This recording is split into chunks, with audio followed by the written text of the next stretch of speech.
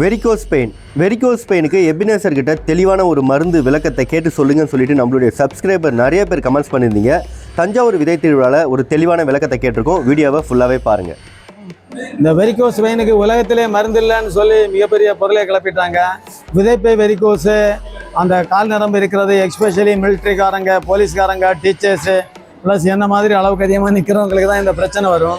இந்த பிரச்சனைக்கு வந்து 100% தீர்வு என்னென்னா, கல் உப்பு 10 கிராம் ப்ளஸ் வெங்காயத்தாள் 20 கிராம். வெங்காயத்தாள் பாருங்கள், இது என்னன்னு சொல்லிட்டு என்கிட்ட கேட்டு நச்சரிக்கிறீங்க. நான் யாருக்கும் ஆன்சர் பண்ணுறதே இல்லை, வாட்ஸ்அப்பில் பிளாக் பண்ணுறேன். இதுதான் உண்மை.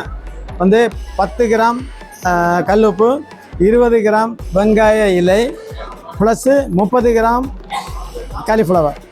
இதுக்கு சரியான தமிழ் வார்த்தை எனக்கு தெரியாத மன்னிச்சுக்கோங்க. இந்த 3ஐயும் மிக்சியில் போட்டு நல்லா லிக்விட் பண்ணி வச்சுக்கோங்க.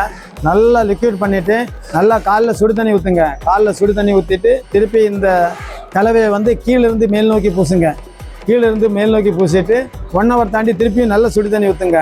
டெய்லி 5 தடவை ஒரு 20 நாள் பயன்படுத்திங்கன்னா, விதைப்பையிலையும் அப்படி தான்.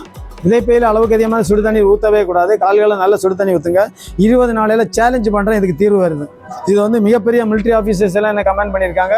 இது ஒரு இலவசமாக கிடைக்கக்கூடிய இவ்வளோ ஒரு அற்புதமான ஒரு மருத்துவம் உலகத்தில் இல்லை அப்படின்னு நிறைய கமெண்ட் பண்ணியிருக்காங்க.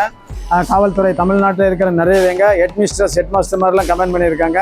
நான் நினைக்க போகிறேன், இதுக்கு எனக்கு அவார்டு கிடைக்க போகிறது உறுதின்னு நான் நினைக்கிறேன். ஏன்னா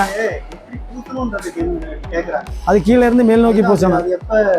நோ பொதுவாகவே இந்த பூச்சி வந்து நைட்டு பூசவே கூடாது. சூரியன் இருக்கும்போது தான் பூசணும். காலமாக ஒரு 6 மணிலேருந்து சாயங்காலம் 6 மணிக்கு முன்னாடி பூசுறது தான் நம்பர் 1.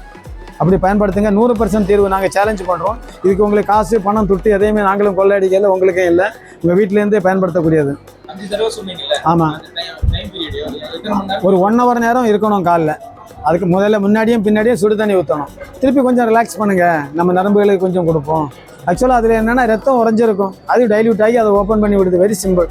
சுடு தண்ணி ஊற்றினாலே அது வரும்.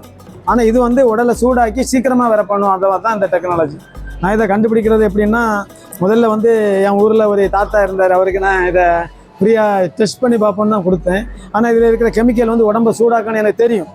ஆனால் அது சக்ஸஸ் ஆச்சு. அதுக்கப்புறம் தான் நான் உலகத்துக்கு சொல்கிறேன். இது போல் பயனுள்ள பதிவுக்கு நம்ம டிடி மிஸ்டர் எஸ்கே சேனலை சப்ஸ்கிரைப் பண்ணிக்கிங்க. வாழ்க தமிழ், வளர்க விவசாயம்.